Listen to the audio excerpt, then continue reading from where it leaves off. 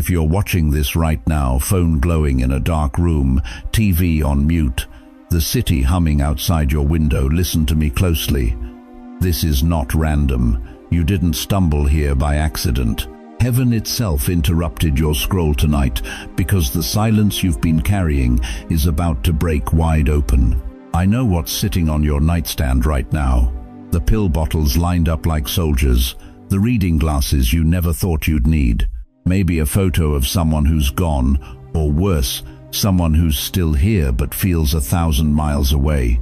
Your kids grew up and moved on. Your spouse is either asleep next to you or buried 6 feet under. And somewhere deep in your chest, there's a question you don't ask out loud.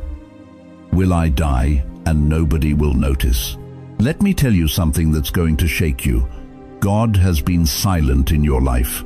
Not distant, not absent, silent. And tonight, that silence shatters. You see, New York never sleeps. Sirens wail, the subway rumbles, life keeps moving. But in your apartment, in your 4 walls, it's been quiet, too quiet. You've prayed yourself hoarse. You've cried until your pillow knew your name. You've asked God, "Where are you?" and heard nothing but the hum of the refrigerator. But here's what the enemy doesn't want you to know. Heaven has been holding a sealed envelope with your name on it. And tonight, not tomorrow, not next week, tonight, that seal breaks. In just a few minutes, I'm going to tell you the one specific reason God had to stay quiet when you begged him to speak. When you hear it, some of you are going to exhale for the first time in years. You're going to understand why the wait was this long, why the pain cut this deep, why the silence felt so suffocating. This isn't a sermon. This is a divine appointment. You and heaven, face to face, no more delays. So here's what I need you to do right now. Don't just watch this like background noise. If this feels like your word, if your spirit is already stirring, type in the comments, "I'm listening, God." That's not just a comment. That's your act of faith. That's you telling heaven, "I'm here, I'm ready." Break the silence. Because, chosen one, the silence is over. And what comes next will rewrite everything you thought you knew. Let me ask you something, and I want you to be honest with yourself right now. When was the last time you prayed and actually felt like someone was listening? Not just going through the motions, not reciting words you memorized 50 years ago. I mean really prayed, poured your heart out and felt God lean in close. For most of you, it's been years, maybe decades. You've been sitting in that same pew every Sunday morning, same seat, 3rd row from the back, right side. You watch everyone around you lift their hands, tears streaming down their faces, saying, "I feel the presence of God." And you?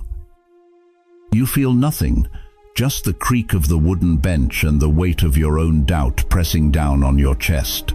You go home, you kneel by your bed, the same way your mama taught you when you were 7 years old, and you whisper into the dark, "Lord, are you still there?" And all you hear back is the hum of the radiator and the distant wail of sirens 14 floors below. Let's call it what it is. You've been in a silent season so long, you've started to believe it's permanent.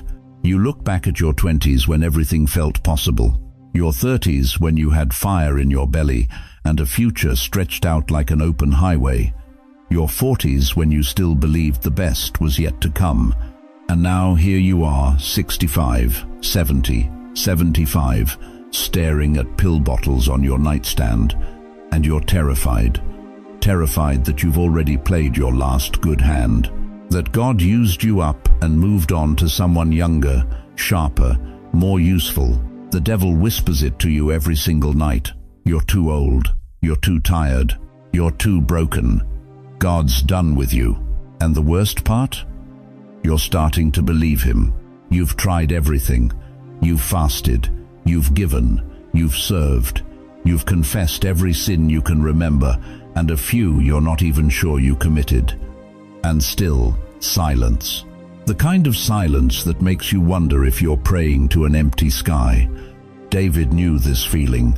The greatest king Israel ever had, the man after God's own heart, cried out in Psalm 13, "How long, Lord, will you forget me forever? How long will you hide your face from me?" David wasn't whispering that in private. He wrote it down. He sang it. Because the pain of divine silence is so unbearable, you have to let it out or it will kill you from the inside. And in Psalm 22, he screams, my God, why have you forsaken me? I cry out by day, but you do not answer." You see that? Even the man God loved most felt abandoned. Even he thought God had turned his back. So if you've been lying awake at 3 in the morning, staring at the ceiling, whispering, "Did I miss you, God? Did I mess up too much? Am I too far gone?" Let me tell you something. You are in the company of kings and prophets. You are not crazy. You are not abandoned. And you sure as hell are not forgotten. But here's where it gets dangerous. Here's where the enemy moves in for the kill. Because after enough years of silence, you start drawing conclusions. Deadly conclusions. You start thinking, maybe God's done with me. Maybe I've outlived my purpose. Maybe I'm just taking up space now, waiting to die. And that lie, chosen one, that lie is straight from the pit of hell. You've been holding an old phone with no signal, dialing heaven over and over, hearing nothing but static, and you've convinced yourself the line is dead.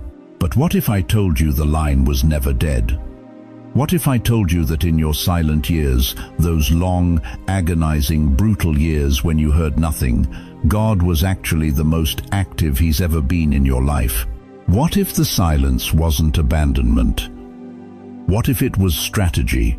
I'm going to prove it to you.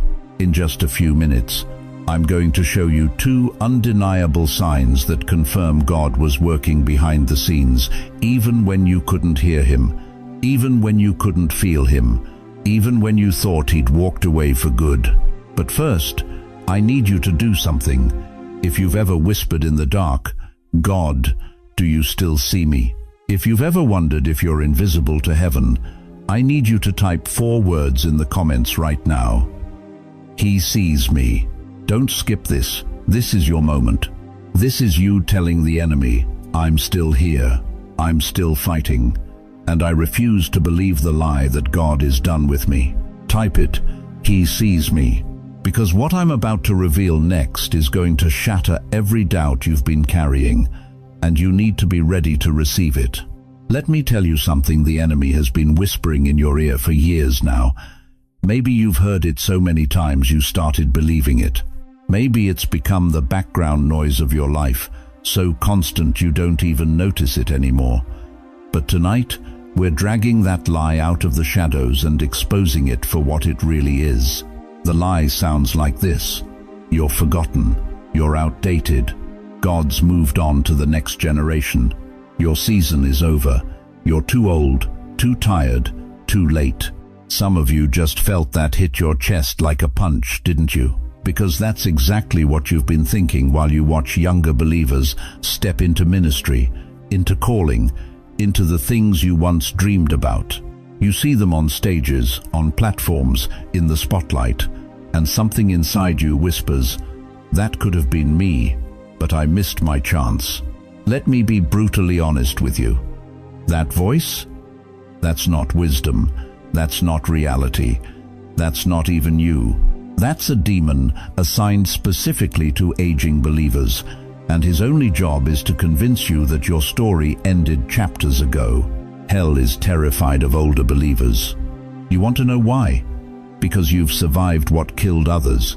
You've endured decades of storms that would have drowned the next generation in week 1. You carry wisdom that can't be downloaded, strength that can't be faked, and faith that's been tested in fires these young folks have only read about. So the enemy does the only thing he can do. He whispers, you're a used-up book on a dusty shelf. Nobody's reaching for you anymore. But here's what heaven sees. A story so rich, so deep, so battle-tested, that when God reaches for it again, the world won't know what hit them. You think Abraham and Sarah felt useful at 90? You think they woke up full of purpose when their bodies ached and their friends were dying off? Genesis 18 tells us, Sarah actually laughed when God said she'd bear a son. Not because she had faith, because the promise sounded absurd at her age. But God wasn't asking her permission. He was announcing his plan. And Isaac came anyway. Moses was 80 years old, herding sheep in the desert, when God showed up in a burning bush. 80. Not 25 with a fresh degree and a 5-year plan. 80 with a limp, a past full of failure, and every reason to say, God, you got the wrong guy. But Exodus 3 makes it clear God doesn't call the qualified. He qualifies the called. And age has never disqualified anyone from a divine assignment. Listen to me closely. Your age is not a disqualification, it's a weapon. Because while the world worships youth, heaven values endurance. While culture chases trends, God honors faithfulness. And the very thing the enemy is using to shame you, your years, your scars, your slower pace, is exactly what makes you dangerous in the kingdom. You're like an old vinyl record in a world obsessed with digital streaming. The world looks at you and says, outdated, obsolete, can't keep up. But when the needle drops on that vinyl, it carries a depth, a warmth, a soul that no algorithm can replicate. Your story has texture, your faith has weight, your prayers carry authority earned through decades of holding on when letting go seemed easier. So why has hell been working overtime to convince you you're finished? Because if you ever wake up to the truth that God is not done with you, that your best chapters might still be unwritten, that your latter days could eclipse anything you've seen before, you will become unstoppable. Some of you have been sitting in silence for so long, you've started planning your own funeral. You've written yourself off. You've surrendered to the lie that your purpose died when your spouse did, or when your health declined, or when your kids stopped calling. But let me tell you what's really happening. God has been silent, not because he forgot you. God has been silent because he's been waiting for the noise to die down, waiting for the distractions to fade, waiting for you to stop looking for approval from a world that doesn't understand your value. Because what he's about to release in you doesn't need an audience. It needs obedience. You want to know why your age is a weapon?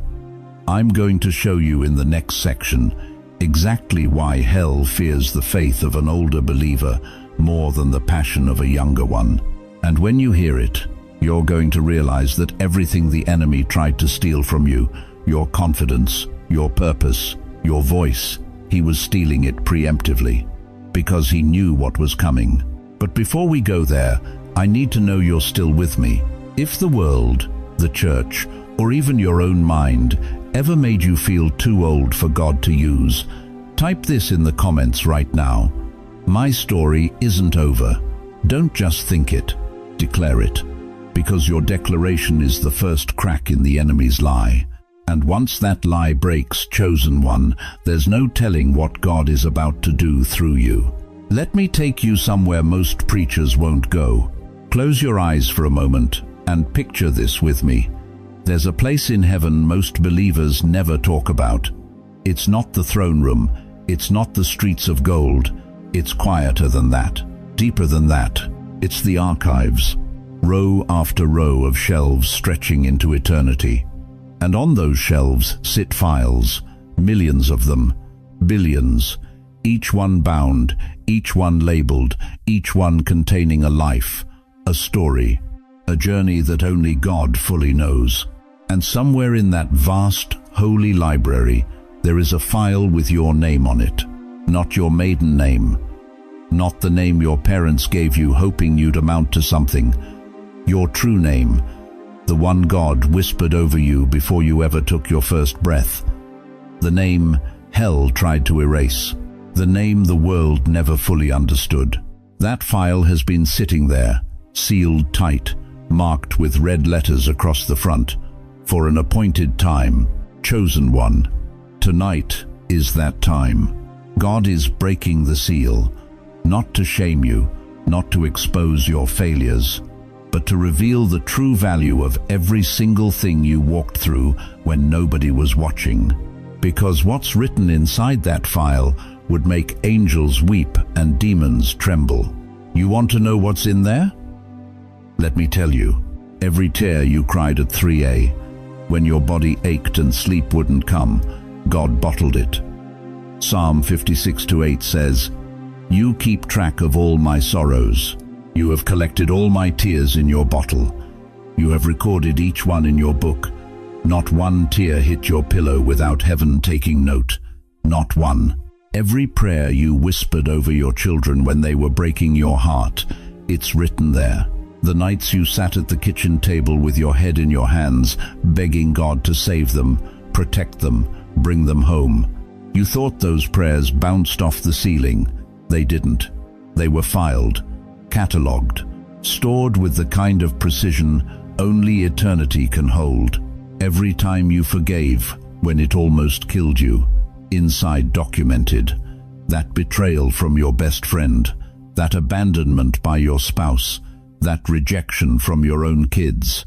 You forgave because something in you refused to become bitter, and heaven marked it down as an act of warfare that shook the gates of hell. But here's what breaks my heart. You don't know what's in that file because the enemy has spent your entire life trying to convince you it's empty. He whispered that your life didn't matter, that your pain was pointless, that your prayers went nowhere, that you were forgotten, overlooked, left behind by a God who moved on without you. That's a lie straight from the pit. Daniel 12:4 says, "But you, Daniel, shut up the words and seal the book until the time of the end." There are truths about your life that have been sealed, not because they were insignificant, but because they were too powerful to release until the right moment, until you were ready, until the enemy's grip was weak enough that the truth could finally break through and set you free. And tonight, that seal is breaking. Think of it like this. You know how the government keeps classified documents locked away for decades. Information too sensitive, too explosive to release to the public until the right time comes. That's what's been happening in heaven with your story. There's a file marked Top Secret, Heaven's Eyes, only with your name across the front, and inside it is the truth about why you suffered the way you did, why the wait was so long, why the silence felt so suffocating. It's like pulling an old diary out of a shoebox in the back of your closet. You forgot it was there. But when you open it and start reading, you realize every page was leading somewhere. Every heartbreak had a purpose. Every loss was setting up a comeback you couldn't see at the time. God has been writing your story with an ink that only reveals itself under the light of the right season. And chosen one, this is that season. In just a few minutes, I'm going to tell you the one line written over your life in heaven that hell does not want you to hear. One sentence, one divine declaration that will make everything, every year of waiting, every night of weeping, every moment of doubt, make perfect sense. But I need you to hear me clearly. Don't you dare click away before that line is spoken. You've waited years for this. Some of you have waited decades. You've carried questions so long they've become part of your identity. You've lived with silence so heavy it pressed the breath out of your lungs. But tonight, the silence breaks. Tonight, the file opens. Tonight, you find out what heaven has been holding back until you were strong enough to handle it. So, stay with me. Because what comes next isn't just information, it's revelation. And when you hear it, something inside you that's been asleep for years is going to wake up and roar. You want to know the truth? The real reason God went silent in your life? It wasn't because he stopped caring. It wasn't because your prayers bounced off the ceiling. It wasn't because you did something so terrible that heaven turned its back on you. God went silent because if he told you what was coming, you would have run. Let me say that again, slower, so it sinks all the way in. God stayed quiet because the truth would have sent you into a panic. You would have fought him. You would have sabotaged the very thing he was protecting you from. Think about it.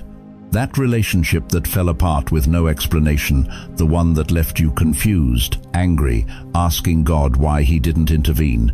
You prayed for that person, you fasted, you believed, and then it just ended. No closure, no divine intervention, just silence. What if I told you God saw what you couldn't? What if that person was leading you toward a cliff, and instead of explaining it because you were too in love to listen, he just removed them? What if the silence wasn't rejection, but rescue? Or maybe it was the job. You worked there for years, you were loyal, you showed up, and then one day, without warning, it was over. You sat at your kitchen table, staring at the severance papers, asking God, "Why didn't you stop this? Why didn't you warn me?" But what if God knew that if you stayed one more year, the stress would have killed you? What if he saw the heart attack coming, the stroke brewing, the breakdown building? What if he ended it before it ended you? And maybe it was the house. You found the perfect place, perfect neighborhood, perfect price.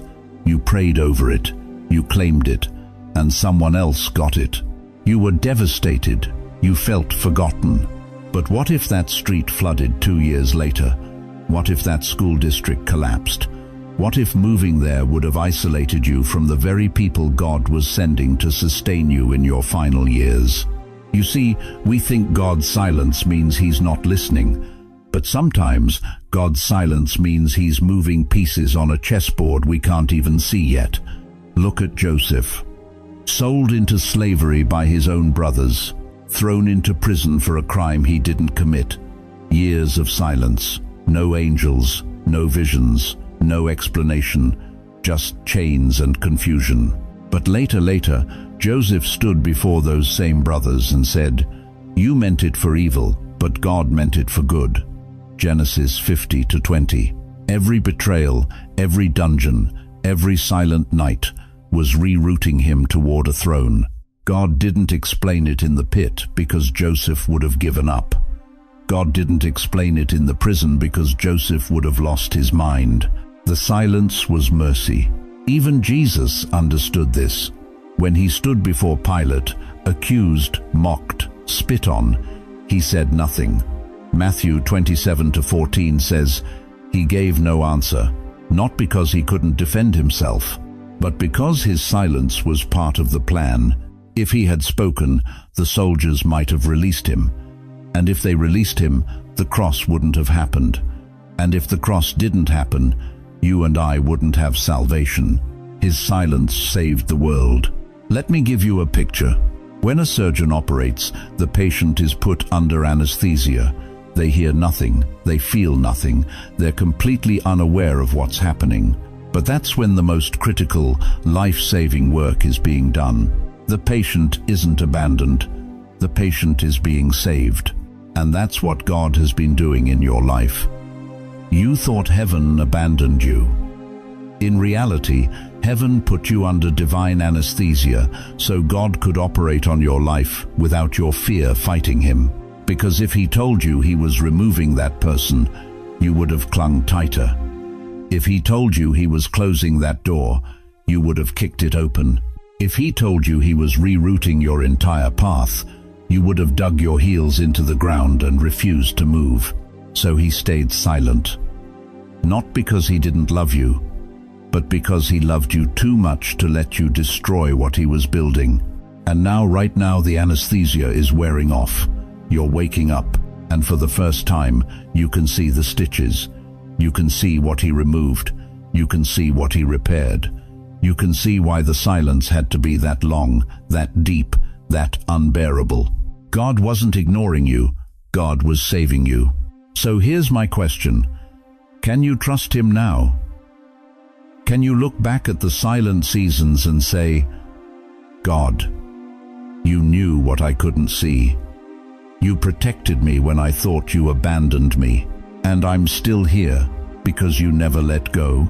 If that just broke something open inside you, if you finally understand why the silence had to be, I need you to do something.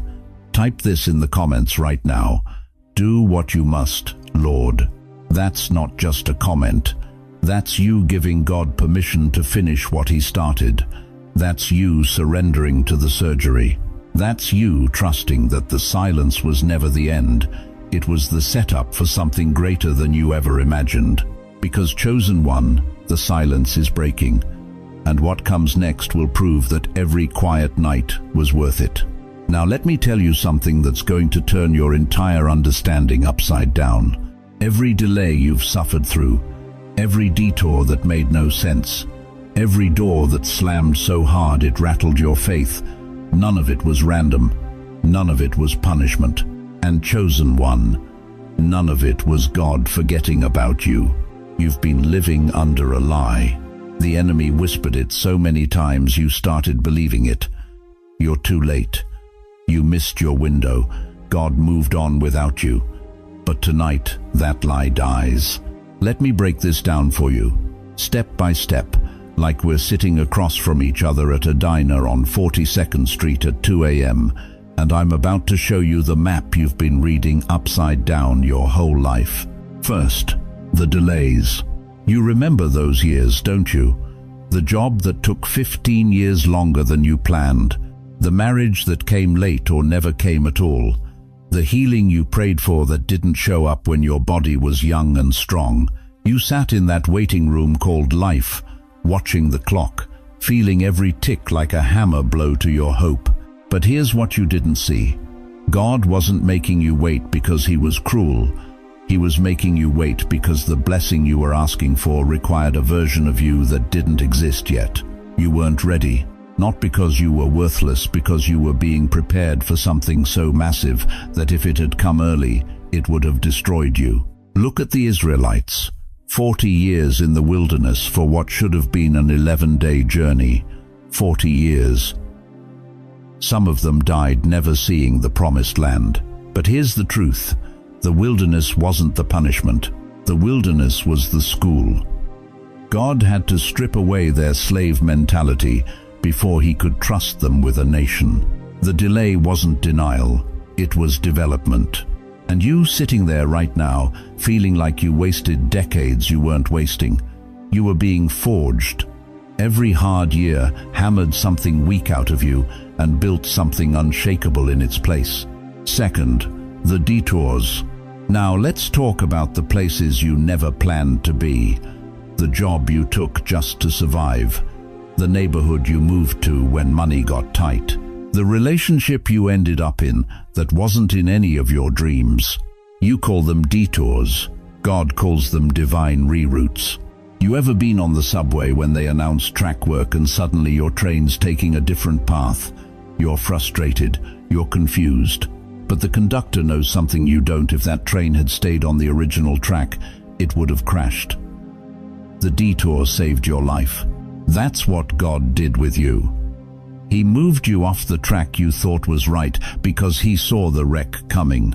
That job you lost, it was killing your spirit. That relationship that ended, it was stealing your destiny. That move you hated, it positioned you exactly where you needed to be for the next chapter. You think you're off course. God says you're right on time. Third, the denials. This is the hardest one.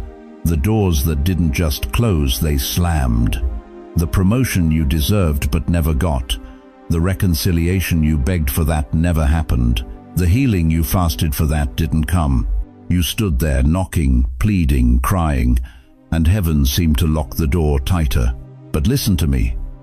Every no from God is protection. Every closed door is a guarded entrance. He wasn't keeping you out of blessing. He was keeping you out of disaster. Remember Lazarus? Mary and Martha sent word to Jesus, "Lord, the one you love is sick." They expected Him to come running, but Jesus stayed where He was. 2 more days, and Lazarus died. The sisters were devastated. "If you had been here, our brother wouldn't have died." But Jesus had a bigger plan. He didn't come to heal sickness. He came to demonstrate resurrection. God denied their small request because he was preparing an impossible miracle. And chosen one, that's exactly what he's been doing with you. You asked for healing. He's preparing resurrection. You asked for a paycheck. He's preparing wealth. You asked for companionship. He's preparing destiny partnership. The denial wasn't rejection. It was redirection towards something greater than you could have imagined. Now, here's where this gets personal. You're older now. You look at your life and see delays, detours, and denials, and you think it's too late. But I'm about to tell you something that's going to shock you. God doesn't waste time. He redeems it. And right now, in this season of your life, he's about to accelerate everything that felt slow. Late life breakthrough is real, and it's about to hit your household with such force that even your own family won't recognize the shift. In the next few minutes, I'm going to give you 3 undeniable signs that your delays have actually positioned you for an acceleration so sudden, so powerful, that it will make up for every lost year in a matter of months. But before we go there, I need to know you're still with me. If your life has felt like one endless reroute, if you've been delayed, detoured, and denied until you almost gave up, type right now, God, I'm still on board. Because chosen one, the train is about to leave the station. And this time, you're not getting off until you reach the destination heaven wrote for you before you were born. You know what kills me? What absolutely breaks my heart? It's the number of you sitting there right now who think God sidelined you because you weren't good enough. You think the silence meant rejection. You think the closed doors meant disqualification. You think the years that passed while others got promoted, while others got healed, while others got their miracles, you think that meant God forgot about you. Let me tell you something that's going to shake the foundation of every lie you've believed. You weren't benched. You were being trained off stage for a final act that requires a different kind of strength. Listen to me. Broadway doesn't put their understudies on the main stage during rehearsals. They keep them in the back, in the shadows, learning every move, every line, every breath of the lead role. Why? Because when the spotlight finally hits them, they don't have time to figure it out. They have to be ready, fully prepared, completely equipped. That's what God has been doing with you. You thought the silence was punishment. God calls it preparation. You thought the waiting was wasted time. Heaven calls it training season. You thought you were forgotten in the back room, but God was whispering, "Not yet, not yet. I'm making you ready for something they can't handle." And I know what some of you are thinking right now. You're sitting there with 50, 60, 70 years behind you, and you're thinking, "But Pastor, I messed up too many times. I made too many mistakes when I was young. I wasted my best years." Stop right there. God did not waste your failures. He baked them into your wisdom. Every wrong turn taught you which way not to go. Every broken relationship taught you what real love looks like. Every financial collapse taught you that God, not money, is your source. You think those were detours? No, those were classrooms. And you graduated with honors you don't even recognize yet. David wasn't anointed king and immediately given a throne. He went back to the sheep, back to the fields, back to the caves. He fought lions and bears when nobody was watching. He wrote psalms in the dark when nobody was listening. And when Goliath stepped onto that battlefield, David wasn't surprised by the giant. He was ready for him. Because every silent season had been building toward that one moment. Your giant is coming. And you're ready. You're still here after losses that should have destroyed you. You buried people you thought you couldn't live without, and yet your heart still beats. You sat in hospital rooms with test results that looked like death sentences, and yet you're still breathing. You survived betrayals that cut so deep you didn't think you'd ever trust again. And yet here you are, watching this message, still seeking God. That's not small, that's not lucky, that's evidence. Evidence that you are a survivor God can trust with what comes next. Look at Simeon and Anna in Luke chapter 2. They were old, ancient. Most people would have written them off. Their time has passed, the world said. But God had reserved them for one specific moment to see the Christ child with their own eyes. They waited decades in the temple, praying, fasting, believing, while everyone around them moved on with life. But when Jesus showed up, they were the ones standing there, ready, prepared, positioned. God doesn't bring you this far to waste you at the finish line. You want to know what's written in heaven's file over your life? I'll tell you exactly what it says. Not disqualified, not too late, not damaged goods. It says this: strategically reserved. Let that sink in. You were strategically reserved, held back on purpose, kept in the shadows intentionally, delayed by divine design. Because what God is about to release through you requires someone who's been through the fire and came out refined. Someone who's been broken and knows how to rely on God alone. Someone who's been silent long enough to hear His voice clearly. The enemy tried to convince you that you were forgotten, but the truth hell can no longer hide is this: you weren't overlooked, you were protected, you weren't passed over, you were preserved, you weren't abandoned, you were appointed for such a time as this. Your age is not your disqualification, it's your diploma. Your scars are not shame, they're your credentials. Your losses are not evidence of failure. They're proof you know how to survive what would kill most people. And now, right now, tonight the silence breaks, the waiting ends, the preparation period closes, and the unveiling begins. If that word is yours, if your spirit is bearing witness right now, I need you to do something. Type in the comments, strategically reserved, and say it out loud where you are. Say it in your kitchen. Say it in your bedroom. Say it until the walls hear it, until the enemy hears it, until you believe it. Because chosen one, God is about to prove that what He preserved, He will now present. And the world is about to see why you had to wait this long. Now listen to me closely, because what I'm about to tell you is not optional. This is not spiritual decoration. This is divine instruction for the season you're stepping into right now. You've heard the silence break. You've felt something shift in your spirit while watching this. But revelation without action is just religious entertainment. And God didn't interrupt your night for entertainment. He interrupted it for transformation. So here's what heaven is requiring of you tonight, not next week, not when you feel ready tonight. 3 clear assignments that will determine whether you step into this new chapter or stay stuck in the old one. First, stop cursing your age. You've been doing it for years and didn't even realize it.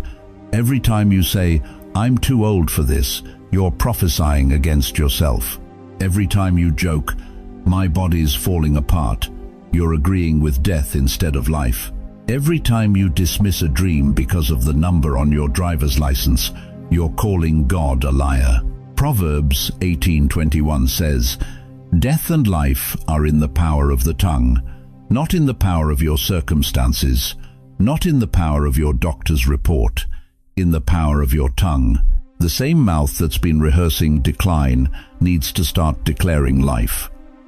Right now, today, this moment. Stop saying, "My best years are behind me." Start saying, "God is restoring the years the locusts have eaten." That's Joel 2:25, and it's not poetry, it's prophecy over your life. Your age is not your disqualification, it's your credential. You've survived what would have killed weaker people. Your gray hair is not shame, it's a crown of glory. Proverbs 16:31 confirms it. So tonight, before you close your eyes, I want you to speak life over your body, out loud. Tell your bones they will carry you into your assignments. Tell your mind it will stay sharp and clear.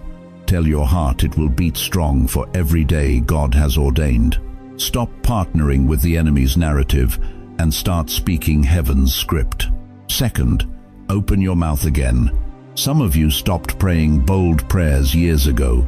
You got tired of asking. You got tired of waiting. You got tired of believing. So you shrunk your prayers down to, God, just help me make it through another day. But that kind of praying keeps you alive. It doesn't make you dangerous. And God needs you dangerous right now. He needs you praying with authority again. He needs you blessing your family out loud, even if they're not listening. He needs you declaring breakthrough over your neighborhood, over your city, over this nation. You think because you're older, your prayers don't matter anymore. Let me remind you of something. Anna was 84 years old when she met baby Jesus in the temple. Luke 2:36-38 says she never left, but worshipped night and day with fasting and prayer. And when the Messiah showed up, she was the one who recognized him and started prophesying over him. Your prayers right now carry more weight than they ever have, because they're soaked in decades of faithfulness. Stop whispering when you should be declaring. Stop doubting when you should be commanding. Isaiah 40:31 promises, "They that wait upon the Lord shall renew their strength. They shall mount up with wings as eagles." You're not winding down, you're mounting up. So here's what I'm asking. Start praying bold again. Pray for the impossible. Pray for your grandchildren's salvation. Pray for America. Pray for revival. Stop playing it safe with God. Third, make room for new assignments. God is about to use you in ways you never imagined. Maybe it's joining an online prayer group and becoming a warrior others lean on. Maybe it's mentoring a younger believer who's drowning in this culture. Maybe it's writing your story down so your family knows what God brought you through. Maybe it's as simple as calling one person every week who's alone, just to remind them they're not forgotten. You've been thinking your ministry days are over, but God is saying, I'm just getting started with you. The enemy wanted you to retire from your calling, but heaven is reactivating you for kingdom impact. Don't dismiss the stirring you're feeling right now as nostalgia. That's not memory, that's momentum. God is repositioning you. And when God repositions someone, He doesn't do it for decoration. He does it for deployment. So tonight, I need you to take one simple step. Maybe it's forgiving someone whose name just flashed through your mind. Maybe it's throwing out an object in your home that's tied to shame or regret.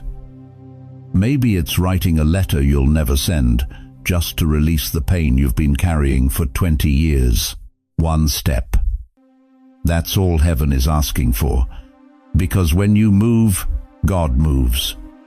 When you obey in the small thing, He releases the big thing. And here's what I want you to understand. This isn't about earning God's favor. You already have it. This is about positioning yourself to receive what He's been holding in reserve until the appointed time. And the appointed time is now. So let me ask you directly, what is the one thing God just whispered to your heart? Don't ignore it. Don't rationalize it away. That stirring is the Holy Spirit giving you your marching orders. Because in just a moment, we're going to pray a prayer together that will mark this date in heaven's calendar as the night the silence broke over your life. But before we do, I need you to do something. What is God asking you to release tonight? Now listen to me carefully, because what I'm about to ask you to do is going to shift the atmosphere in your room right now. You are not alone in this moment. Across this city, across this nation, there are thousands of us gray-haired warriors, silver-crowned survivors watching this at the exact same time. And heaven is about to do something it only does when the remnant gathers. I need you to do something physical. Stop multitasking. Put down whatever's in your hand. If you can, place your right hand over your heart. If your arthritis won't let you, just touch your chest. Feel that heartbeat? That's not coincidence. That's proof you're still in the fight. That heartbeat is God's drumbeat saying, not yet, not finished, not even close. Now, I want you to look at your screen. Touch it if you can. This is your altar tonight. This glowing rectangle in your hand is your point of contact between earth and heaven. And right now, in this moment, we are going to do what the early church did in the book of Acts. We are going to answer God together. First, we confess. Say this out loud if you're alone. Whisper it if someone's sleeping next to you. But say it, God, I believed the lie. I believed you forgot me. I believed I was too old, too tired, too late. I believed the silence meant you moved on. Did you say it? Good, because that lie just lost its power. You just dragged it into the light. And lies die in the light. Now we renounce. This is where you take authority. The Bible says in James 4-7, resist the devil, and he will flee from you. So right now, we resist. Say this with me. I reject every word spoken over me that said I was done, every voice that said, too old, too broken, too forgotten. I renounce it in Jesus' name. That is not my story. That is not my ending. Feel that? That's not emotion. That's authority rising in your spirit. That's the anointing that breaks yokes. And right now, yokes are snapping in living rooms from Brooklyn to the Bronx, from Harlem to Staten Island. Now comes the declaration. This is where we prophesy over ourselves. God told Ezekiel to prophesy to dry bones, and they stood up as an army. Right now, you are going to prophesy to your own life. Say this like you mean it. My age is not a curse. It's a weapon in God's hand. God has not retired me. He has reserved me. The silence over my life is broken tonight, in Jesus' name. Do you hear what you just said? You didn't beg. You didn't plead. You declared. There's a difference. Begging is what you do when you're not sure God hears you. Declaring is what you do when you know He already answered. Now, I'm going to take you to the climax of this moment, and I need every ounce of your focus. The enemy has spent years whispering 3 lies to you. Tonight, we demolish all 3. Say this after me, and say it like you're staring hell in the face. I am not abandoned. Say it again, louder this time if you can. I am not forgotten. One more time. Let the walls hear it. I am not finished. Did you feel that shift? That wasn't just words. That was a seismic shift in the spirit realm. Somewhere right now, a demon just lost his assignment over your life. Somewhere right now, an angel just got dispatched with your breakthrough. Somewhere right now, God leaned forward on his throne and said, finally, my child just woke up. Now here's what I need you to do, and this is critical. I want you to go to the comments right now, yes, right now, while the anointing is still heavy, and I want you to write one declaration about your next chapter. Not what you hope might happen, not what you're afraid to believe, but what you are declaring by faith. Maybe it's, at 68, I'm just getting started.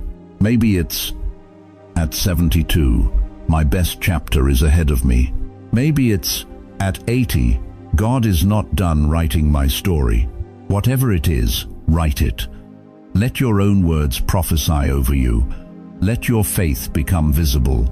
Let this comment section become a digital altar where thousands of us stand together and say, we are the remnant. We are the ones who refuse to die quiet.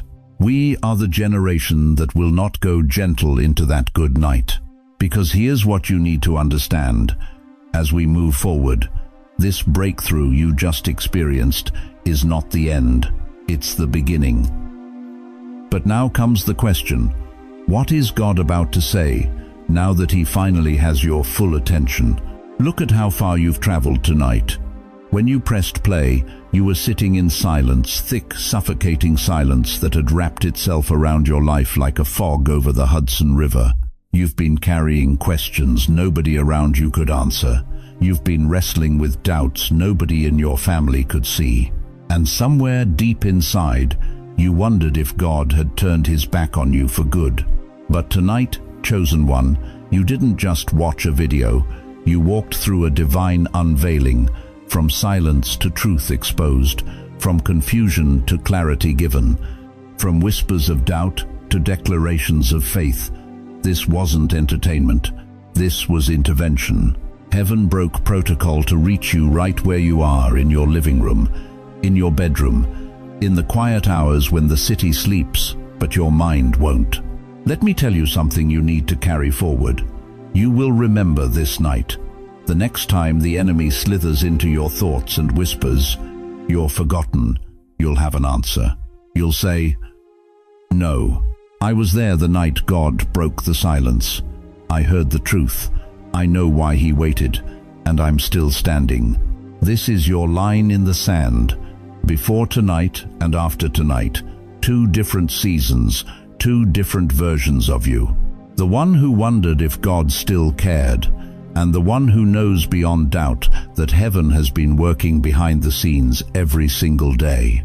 Now I want to pray over you.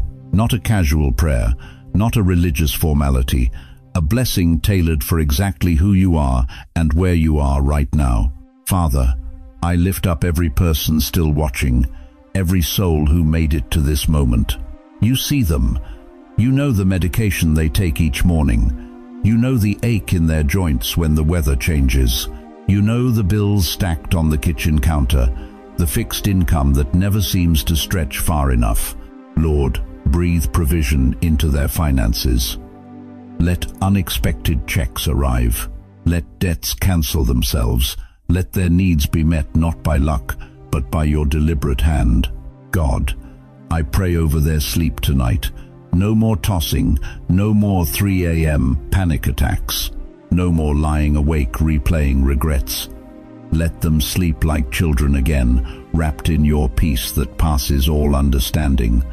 Philippians 4-7 says, "Your peace guards hearts and minds, so guard theirs tonight." Let their bodies rest. Let their minds quiet. Let their spirits finally exhale. And Father, I pray over their children and grandchildren. Some of them are far from you. Some of them have walked away from the faith. Some of them don't call as much as they should. But God, you are still the God who restores. Bring them back. Soften their hearts. Let this generation see a move of your Spirit before it's too late. Joel 2:28 promised, "You would pour out your Spirit on all flesh, sons and daughters, old and young." Let that promise hit their family like lightning. Let prodigals come home. Lord, I declare over every viewer, their chapter is not ending, it is turning. The author is still writing. And what comes next will silence every lie the enemy ever told them. In Jesus' mighty name, Amen. Chosen one, you're still here. That means something. Most people would have scrolled away by now, but you stayed because your spirit recognized truth when it heard it. So let me ask you to do something simple but powerful. Whisper out loud right where you are. Thank you for breaking the silence, Lord. Say it. Let your voice carry that gratitude into the atmosphere. Let heaven hear you respond. And if you want more messages like this, messages that speak to the real struggles of this season, messages that don't sugarcoat the pain, but don't leave you in despair, either hit that subscribe button, tap the bell, stay connected, because you're not walking this road alone. There's a whole community of chosen ones right here who understand what you're going through. We're not just viewers, we're family. Now scroll down into the comments. Look at the declarations people are making. If you see someone's testimony that touches you, like it. Reply with, "I agree for you." Let's be a real community, not just strangers passing by. When one of us rises, we all rise. When one of us declares victory, we all stand in agreement. Here's what I need you to understand as we close. Heaven hasn't been quiet because it forgot you. Heaven has been quiet because your chapter was still being written. God doesn't speak prematurely. He doesn't interrupt his own process. He waited until the ink was dry, until the plan was set, until the appointed time arrived. And tonight, the author spoke up. The truth can no longer be hidden. You are chosen. You are seen. You are loved beyond measure. And the silence you endured was never abandonment. It was preparation for the sound of heaven breaking through. Go forward in peace, chosen one. The dawn is coming over this city, slow but sure. And when the sun rises tomorrow, you'll rise with it, different, stronger, and finally free from the weight of wondering if God still cares. He does. He always has. And tonight, he made sure you knew it.